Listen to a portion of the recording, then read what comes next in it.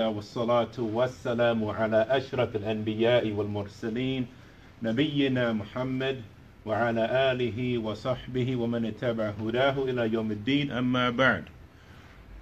الحمد لله نحمده ونشكره على نعمه العظيمة. We thank Allah subhanahu wa ta'ala who has blessed us to be in this gathering, a gathering nasallahu ta'ala yakunu mubarakah. We ask Allah subhanahu wa ta'ala to make this gathering blessed, and it is from the gathering of ilm. We know that the Prophet sallallahu alayhi wasallam said, وَمَا اجْتَمَعَ قَوْمٌ فِي بَيْتٍ مِّن بِيُوتِ اللَّهِ يَتْلُونَ كِتَابَ اللَّهِ يَتَدَارَسُونَهُ بَيْنَهُمْ إِلَّا حَفَّتْهُمُ الْمَلَائِكَةُ وَغَشِيَتْهُمُ الرَّحْمَةُ وَذَكَرَ اللَّهُ فِي مَنْ عِنْدَهُ. The hadith of the Prophet ﷺ in which he says, there is not a people who gather in the house, from the house of Allah, remembering the book of Allah and studying it between themselves, except that the angels will shade them with their wings, and that mercy will encompass them, and that Allah subhanahu wa ta'ala will mention them with those who are with him. So we ask Allah subhanahu wa ta'ala to be amongst those who attain that ni'mah and that barakah. And inshallah ta'ala, the class that we're going to be doing today is going to be about Siratul Nabi sallallahu alayhi wasallam, the biography of the Prophet Muhammad sallallahu wasallamu alayhi. The book that we're going to take as the blueprint for this class is a book called Arjuzatul Mi'iyya. And this is actually a poem. We're going to go into detail as far as, the name and stuff like that, bidnillahi azza wa jal. The author of the book is popularly known as Ibn Abil Izz al-Hanafi. Does anyone know who that is? Ibn Abil Izz? Nobody? New name? New name, huh? Okay, does anyone know about a book named Aqidah Tahawiyah? Okay, you know Aqidah Tahawiyah, the book of Aqidah by Imam Tahawi. Does anyone know the most popular explanation of that book? Who's it by? Yeah, you are. Ibn Abil Izz al-Hanafi. He has the most popular explanation of this book. An explanation with Sheikh bin Baz. He did a ta'liqat. He did some footnotes on that, correcting some of the mistakes therein. And also Sheikh al-Albani also has footnotes for that book as well. So let's get to it then. So this book is called Arjuzatul Mi'iyya. Now the word Arjuza basically means qasida, as it says right there on the top right.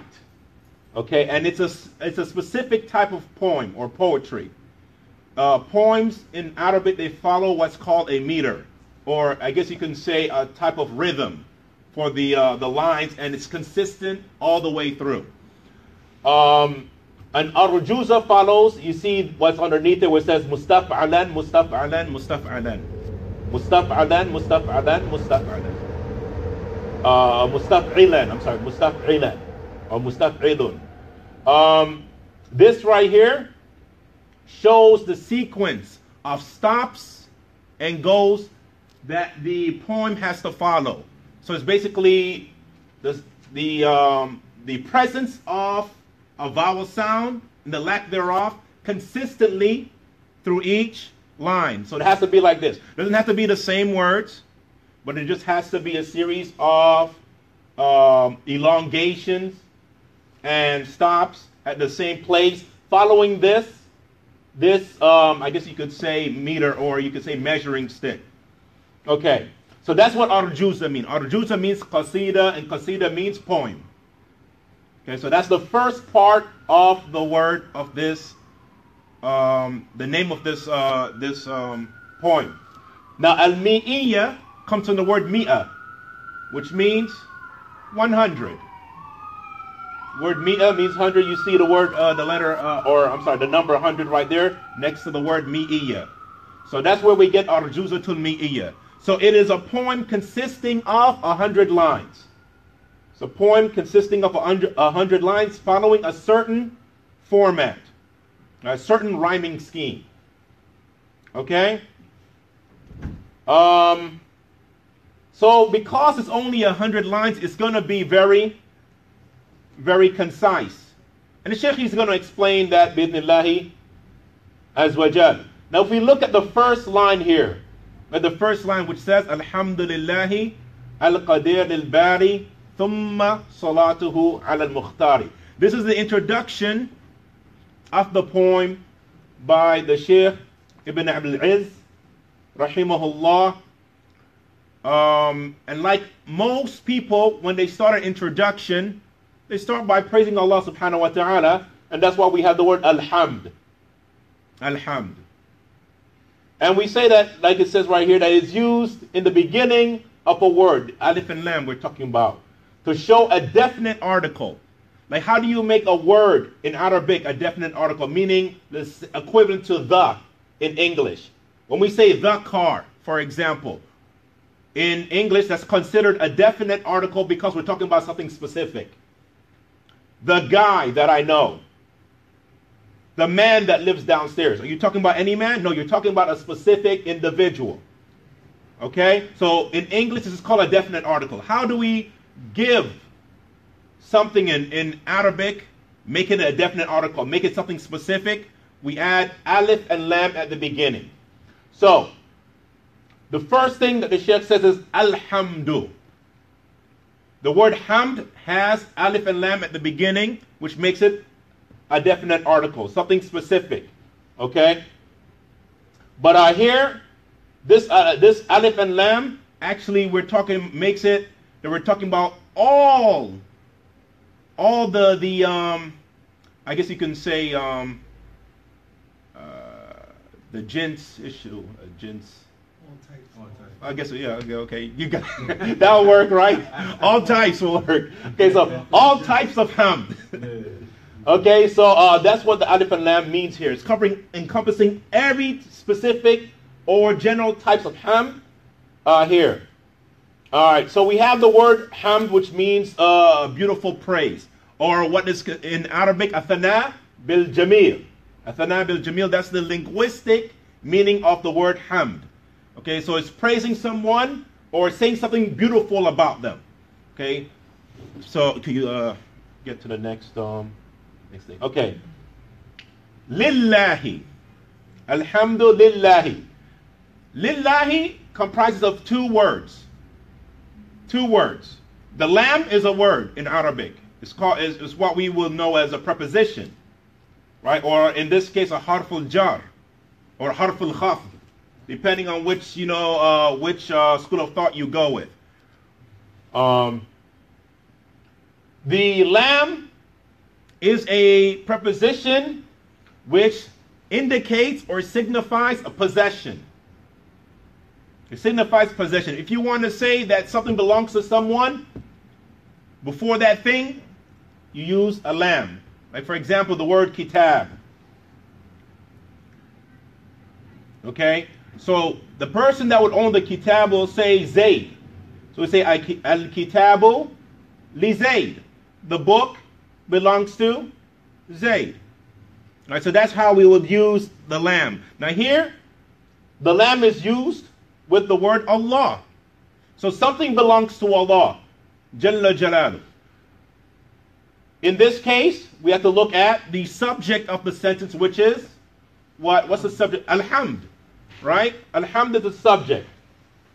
So we know that if the subject is alhamd and Allah subhanahu wa ta'ala is saying that something belongs to him, we go look at the subject to find the answer to that.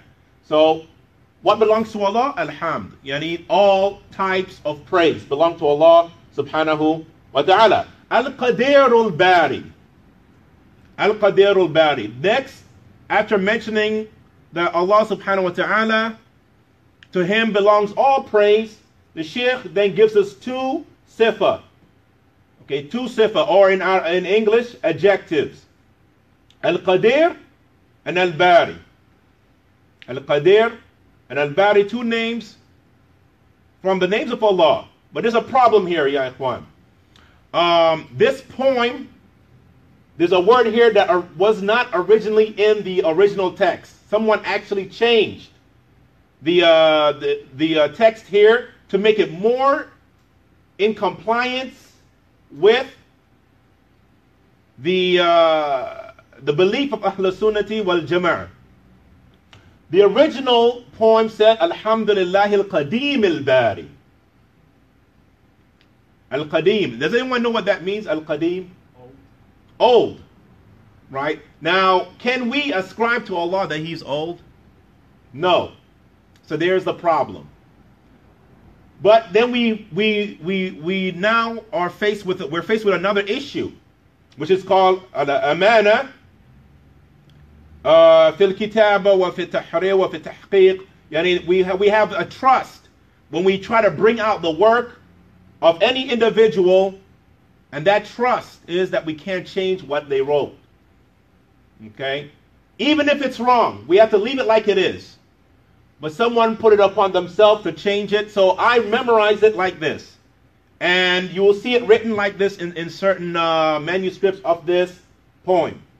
But just a side note that, if you do decide to one day memorize it, or even now memorize it, the original text says Al-Qadim al-Bari. Okay, so let's talk about Al-Qadir though. Al-Qadir, we say, is the name of Allah which establishes the characteristic of having total ability to do whatever He wills. Okay, so that's Al-Qadir. The next name, Al-Bari, says a name of Allah which establishes the characteristic of Allah being the creator of all creation. The next word we have is thumma.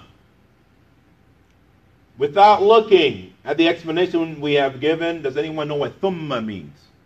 Then? Huh? Then? Then. Did you look first or you knew it? You knew it. Okay, all right. Okay, so then, thumma, understanding the meaning of it, you will understand that then thumma is from the category of prepositions. All words in Arabic fall into three categories. No matter what it is, three categories for all words in Arabic. It's either a ism, which is a noun, a fi'l, which is a verb, or a harf, which is considered a preposition. Okay, so thumma, which we translate as then, is from the prepositions. Man, yeah, I need someone to the right. No. Well, you can press that too, actually. Yeah, press it. Yeah, there you go. Oh, too much. Yeah, you can't go. What the hell I got? What is this? There we go. Okay. ثم صلاته على المختار. ثم صلاته على المختار. Now, after praising Allah, Jalla Jalaluh, the Shaykh then says ثم. Then, all praise due to Allah, Al-Qadir al-Bari. Then what? As-salatu ala al-Mukhtari. Then he sends salat, which is prayer, right? And then there's a possessive adjective attached to that, salatuhu. Okay, salatuhu. That who here is referring to Allah. Allah's salat. Does Allah make salat? No. So the meaning of when we attach the salat on Allah, it's talking about sending mercy and blessings upon someone. Okay? So here, salatuhu, the who here is possessive adjective, talking about Allah, talking about Allah's salat, or Allah's mercy. Allah's mercy, ala al-mukhtari. Ala al-mukhtari. Ala means what? On. Right? You send mercy, Allah is sending mercy on al-mukhtari. Okay, al-mukhtari is a word from the fi'l ikhtara yakhtaru mukhtar. Right? And which means to choose. To choose. So you say, for example, ikhtartuhu. I chose it. Right? So that's the verb. If you want to describe with that verb the thing that you choose, you say mukhtar.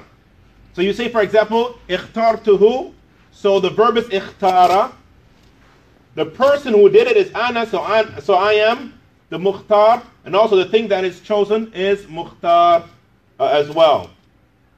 The reason why that is, of course, because the alif stuff makes it difficult to differentiate between a fa'il and maf'ul. But here it is talking about the maf'ul, the thing that is receiving the action of being chosen. So al-mukhtar is the person that is chosen. The mukhtar is the person that's being chosen. So who is this person that is chosen that the author is sending or hoping for the salat of Allah, the mercy of Allah to be upon? Who? The Prophet sallallahu alaihi wasallam. Like most people when they author a book, most scholars when they author a book, they first give praise to Allah subhanahu wa ta'ala, and then they send the Allah's salutation on the Prophet Muhammad salawatullahi wa salamuhu alayhi. So al-mukhtar is a name that he chose to call the Prophet sallallahu alaihi wasallam here. But it's not a name of the Prophet Muhammad sallallahu alaihi wasallam. But it is close to a name of the Prophet Muhammad sallallahu alaihi wasallam. Which name has the same meaning as Mukhtar, which is the name of the Prophet Muhammad sallallahu alaihi wasallam? Mustafa. Mustafa means Mukhtar, the same meaning, the chosen. So you have Mukhtar and you have Mustafa, same meaning, but the one that has been used as a name for the Prophet sallallahu alaihi wasallam, a synonym for the Prophet sallallahu alaihi wasallam, is al-Mustafa. Okay, can you next? Yep. Okay, so we're done with the first line, right? Very short. That's the intro. After that, the second line, the Shaykh rahimahullah, he goes straight into it. So he says, وَبَعْدُ هَاكَ سِرَةَ الرَّسُولِ. وَبَعْدُ. You guys have heard this before, especially if you're used to following the khutbah in Arabic.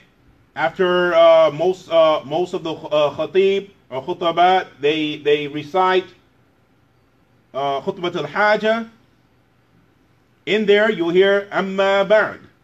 So what's this amma ba'd? Or thumma amma ba'd? Moving forward, moving forward, right? Something is next. So the word ba'du means after, right? So we have the word wa, which means and then the word ba'd, which means after. But together, literally it means and after, but it doesn't really make sense in English, like, you know, and after what? What's going on here? So they translate it as and to proceed, or that which is preceded, or preceding. Haka means to take. It is a masdar that has the meaning of a fi'l amr. Basically, it's a word that has the same meaning as a verb, a command verb. So haka means to take. Take what? What are we taking? What is the Shaykh telling us to take? Sirat al-Rasuli. Sirah is the biography. Al-Rasul is the messenger. So he's saying here is the sirah of the messenger. Could you next? No. Kind of running through this real quick. Okay, so it says haka sirat al-Rasuli manzumatam mawjizat al-fusuli. Okay, manzuma is another word for poem. So how many words have we covered for poem? 3. The first one is arjuza. The second is qasida. And now we have manzuma. Okay. So manzuma specifically, this word is used because manzuma is basically putting text in poetry form. Is what a manzuma is. Putting text in poetry form. And of course it follows a specific meter. Alright, so it means almost the exact same thing as arjuza, except for arjuza is more specific. How? Because arjuza follows a specific type of meter. right? While this is to say putting it in a meter. Anything that follows a specific rhyming scheme is a manzuma. But it doesn't have to follow the same rhyming scheme as arjuza. There are different types. So this is what this is saying. Okay, so he says manzumatan mojiza. Mojiza meaning concise. So here the Sheikh is telling us that the manzuma that he's writing, the poem that he's making, is going to be concise. It's not going to be long. Okay? Just trying to give you that information that you need in fusuls. Okay? And fusul is a plural of the word fasl. Fasl, which means section or category in this instance and stuff. It could mean other things too, like classroom and other things like that. But right now it's talking about the meaning that's meant here is section. So those sections that the poem is going to be divided in, the topics that's going to be covered, the topics that are going to be covered are going to be concise.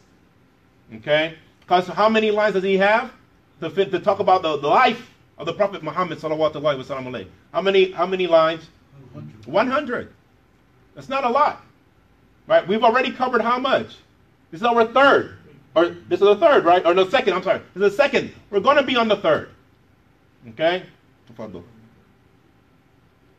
Okay. So we start now after the introduction. The Sheikh has explained the Sheikh has gave praise to Allah subhanahu wa ta'ala. He has sent his blessing, or asked Allah subhanahu wa ta'ala to bless the Prophet Muhammad sallallahu wa sallam alayhi. And then he tells us the point and the reason for authoring this book, and he tells us what type of authoring it's going to be. Is it going to be long? Is it going to be short? He tells us that in the last point. Now here he starts right into it. So he says, Mawliduhu fi ashar al-fadili. Mawliduhu. Okay, Mawlid. And the word who. We have two words here. The word Mawlid and the word who. The word Mawlid is from the verb walada. Mawlid is from the verb walada. So we remove the meme. We remove the meme and we have the word walada, which means to give birth. So this verb is specific to who? Really, the verb is specific to the Prophet ﷺ? No, I'm talking about the action of giving birth. A woman. A woman. Yeah. The action again. I should have been more clear. I should have been more clear. I'm sorry. Okay, so the action, there's certain verbs that are specific to certain individuals or certain sects. All right. So the word walada, the verb walada means to give birth. The meme, which is added to the word, which makes it mawlid, right, indicates a place or time. So it changes that verb and gives it now an indication of place or time that this verb happens, right? So here we're talking about the place of someone's birth or the time of someone's birth when we use the word mawlid. Okay, place of birth or time of birth. Similar to that, does anyone know of a word that a meme is added to it and it means the place or time that an action is taking place? Think about where we are right now. Masjid. From what verb? Sajda or sajda, which means what? What's sajda? Prostration, right? So the meme is added to that, meaning place of prostration. Okay, so that's just, to give you guys a little example. Okay, so the who now. The who. Mawliduhu. Mawliduhu. The who is the possessive adjective talking about his. So we're talking about the Prophet ﷺ's place of birth. He's the meaning of his here. So the who in Arabic represents the masculine singular. His. What represents the feminine singular? Possessive adjective. Her. Right? So if we want to say her birthplace or her place of birth, we would say mawlidu ha. All right? If we want to use masculine plural, what's the possessive adjective for masculine plural? Hum. Like we say, radiyallahu an hum. Right? The same hum there, meaning them. Or in this case, would be there. All right? Okay, it's possessive adjective in this sentence. So if we say mawlidu for a group of men, mawlidu, hum. Okay. A group of female, hun. So we say mawlidu, hun. Right? Or mawlidu hunna if you want to, complete that. Okay. Fi. Okay, so it says mawliduhu. Fi. Oh, wait a minute. Where we at? Okay, yeah, okay. Mawliduhu fi ashar al-fadili. Okay, fi meaning in. Most people know that fi already. I mean, as far as the meaning of fi. Right? How your fingers tasting there? It's good? You know what fi means? You with us? Yeah, I'm listening. I know you're listening, but are you with us though? Okay, tell me what fi means. See, that's what I'm saying. I could tell he wasn't paying no attention. He was eating his fingers, was having a good time. We're right here. Fi. So fi means in. Okay? So mawliduhu fi ashir al-fadili. Ashir is an ordinal number, meaning it gives order. Right? Like we say 7th place, 3rd place, 4th place. These are orders. Ordinal number. And ashir means 10th. Right? From the word ashara, which means 10. Okay, so 10th, ashir, 10, ashara. Okay. We use ordinal numbers for months. We use ordinal numbers for months. So, and also, I'm sorry, not months, but days in the months. Days in the months. Okay, so it says ashar al-fadili. Fadil, here meaning is now this is wrong. It's not a preposition. I need to fix that. I'll fix that later, inshallah. But fadil means preferred. Right? It's the word, like, you say fadila to sheikh. The sheikh has some virtue to him. Right? All right, so what is the sheikh trying to say here? He says his date of birth is in ashir al-fadil. Okay, the ashir, the 10th, which is preferred. What is preferred? What 10th is preferred? Can you hit that for us? Jazakumullah khair. Okay, Rabi' al-Awwal. Rabi' al-Awwal is the name of a month. Okay. Okay, a month in the Islamic calendar. So he's saying the 10th day. The ashir that we just covered is talking about the day. The 10th day of what month? Rabi' al-Awwal. Okay. And this is preferred. So what does he mean by this? Why is the 10th the preferred date? He'll explain that. So he says the Rabi' al-Awwal, is a synonym for Sana. What does Sana mean? Year. So means year, and Sana means year. Okay, so you have two words for year. Okay, so I'm increasing your vocabulary already. Right? Is there another word, a third word that means year? It's not as popular. Mostly it's used either when we talk about zakat, or when we talk about weaning the child. What word is that? It means year. Or it could even mean cycle as well, but it's translated as years most of the time. Anyone have an idea? Starts with a ha.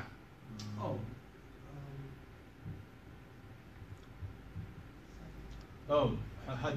No, hawl. Hawl. No. Like, we have hawlain and hawlain, 2 years for the child to be weaned, right? Hawlaini kamilaini. So hawl is another way of expressing year. So we have hawl, we have sana, we have am. Okay, not am. Remember, there's a difference between am and am. Okay, there's no shadda on the meme. You don't stress the meme. If we say am, what does that mean?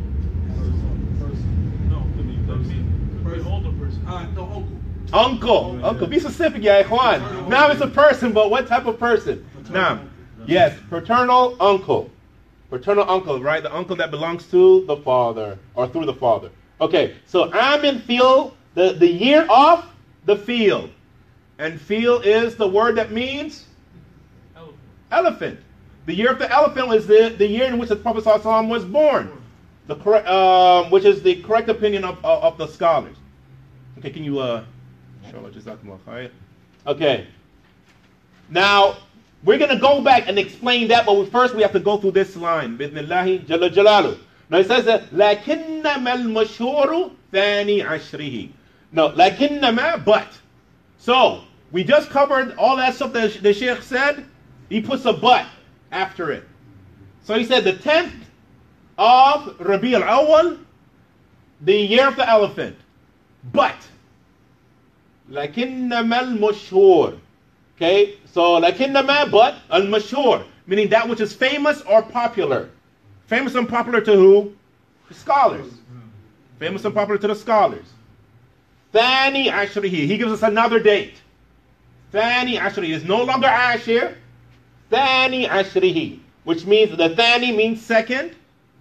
Ashrihi meaning the 10th. So together it means the 12th. Thani, if you have 2 and you have 10. Right, whatever you do, 10. Put them together, you have 12. So Thani Ashrihi, he's talking about the 12th. Could you hit that? Fi Yawm al-Ithnaini tulu'a fajrihi. Yawm al-Ithnain, Yawm means day. Ithnain means the second day, which we know is Monday. Another way of saying Monday in Arabic, we say Yawm al-Ithnain, which literally translates to the second day. Okay? Tulur, which means to come up or to rise. Okay, the rising of fajrihi. It's fajr, meaning for that day. Okay, so what's the Sheikh saying here? And we're going to stop here, bi'idhnillahi jalla jalalu. The Sheikh is saying here that there are two opinions that he brings anyway. There are more than that. But there are two opinions that the Sheikh brings for the Prophet ﷺ's birthday. Okay, one is which he prefers, right? And that's why he says Mawliduhu fi ashar al-fadili. The 10th that is fadil, the 10th that is preferred. Preferred by who? Him. Okay, so he says that the Prophet ﷺ, according to him, the opinion that he prefers was born on the 10th of Rabi al-Awwal, the year of the elephant. But he doesn't, and it could be due to, al-amana ilmiya, due to his, a person that have knowledge, knowing that the people trust him. He didn't just say what he believed to be true, but he gave the popular opinion too. So now it's up to you to make that choice for yourself. So this says, but the popular opinion is that it's the 12th and not the 10th like he believes and he prefers. The 12th of Rabi al-Awwal Am al-Fil. Okay. So it's like, and also he tells us the day, right, which is Yawm al-Ithnain. And he tells us the time of the day, which is Tulu' al-Fajr. Right, which is in the morning. Right, the morning around Fajr time. So with that, and we're going to end here, bi'idhnillahi jalla jalalu. We've covered just two basic information, or basically one information, which is about the birth of the Prophet sallallahu alaihi wasallam, when he was birthed, and the difference of opinion in that regards. Okay, so we understand from this then that people that celebrate the Prophet's birthday, it's kind of a difficult thing to do if the scholars haven't even came to a unanimous agreement when that is. Right? So it's kind of hard, including the fact that, there's no way you can celebrate the Prophet's birthday because the companions never did it. Right? It's not something that's from the deen, Aslan. And some people will bring this, some of the scholars, they will bring this point up. Probably one of the reasons why, what I'm saying, it has been an issue of difference amongst the scholars, is so that no one can take that day as a day of Eid, as a day of worship or, celebrate. I'm not worship, but celebration. To not fall into something that is mahdur, something that is impermissible. Any questions on anything that's covered? I know we kind of rushed through some stuff. If it was it too fast? Normally I cover just one line a class. Normally. No, alhamdulillah, it was nice. Huh? Okay, alhamdulillah. Alhamdulillah. Any questions? Oh, you're gonna come every Sunday? No. I live in Cleveland. Oh, okay. No, I'm gonna come every inshallah. I try to come every other. Okay, Sunday. Every other Sunday, inshallah. Okay, subhanak Allahumma wa bihamdik wa ashhadu an la ilaha illa ant wa astaghfiruka wa atubu ilayk. Okay.